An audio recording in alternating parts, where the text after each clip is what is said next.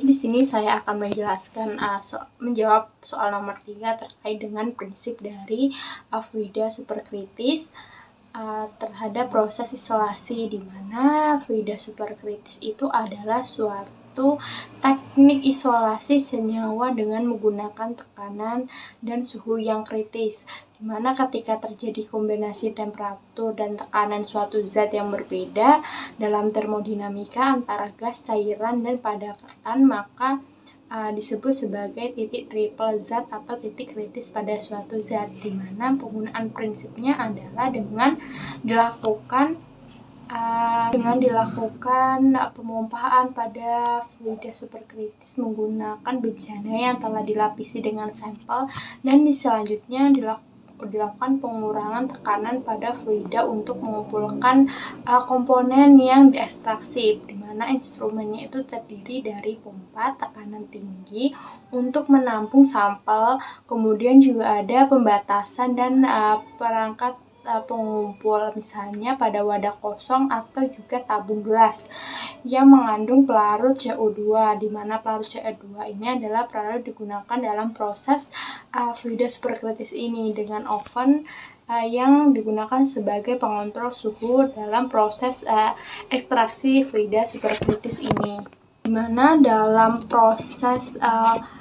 ekstraksi superkritis ini terdapat titik kritis, yaitu titik akhir atau kurva keseimbangan fase antara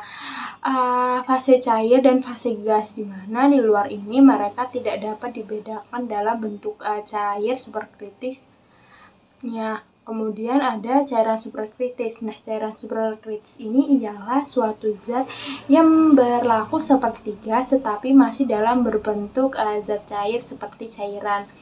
di mana fungsinya ini untuk memungkinkan mengekstrak suatu zat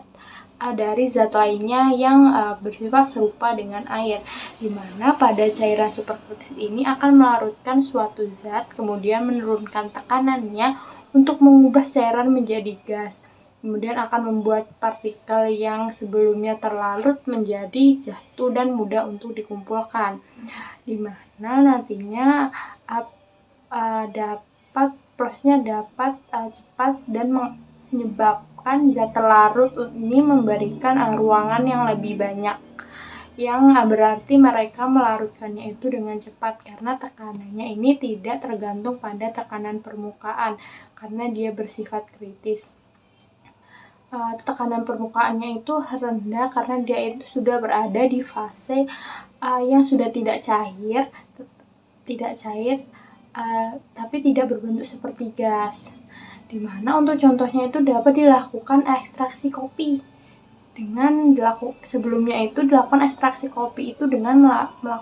pelarut dikometana yang dapat memunculkan terjadinya karistogenik yang menyebabkan penyakit kanker, yang memerlukan perawatan lebih untuk menjaga keamanannya, untuk membuat minyak kopi ini keluar dan membuat teksturnya rusak. Untuk supercritical fluid extraction ini akan menggunakan CO2 untuk melewati biji kopi dan melarutkan kafein dalam pelepasan kafeinnya, di mana pada turunan CO2 ini akan menjadi gas. Untuk kegunaan fluida superkritis lainnya itu dapat mengekstrak protein seperti seperti protein diterpen atau senyawa diterpen yang bersifat sebagai antioksidan. Kemudian dapat mengekstraksi terpenoid atau karotin, mengekstrak vitamin E dari buah-buahan, sayuran, dan juga dari bunga. Kemudian untuk di mana nantinya fluida superkritis ini akan mendekati titik kritis dengan cepat berfluktuasi antara volume seperti cairan tapi dia masih bentuk uap, yang memberikan tampilan keruh apabila dilihat dari kaca pada alat supercritical fluid extraction ini, atau tampilan keruh ini disebut sebagai opaque scansi kritis, di mana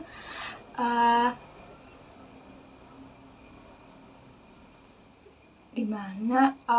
fluida superkritis ini juga merupakan pembuktian dari teori OPEC laksa, dimana menyatakan bahwa helium itu cair pada suhu 4,2 Kelvin, kemudian 5 menit atau cairan bertahap menghasilkan superkritis, dimana nanti akan dihentikan ketika sudah mencapai suhu 5,4 Kelvin, dimana suhu akan turun mendekati superkritis, yaitu terjadi 5,23 Kelvin menjadi keruh karena terjadi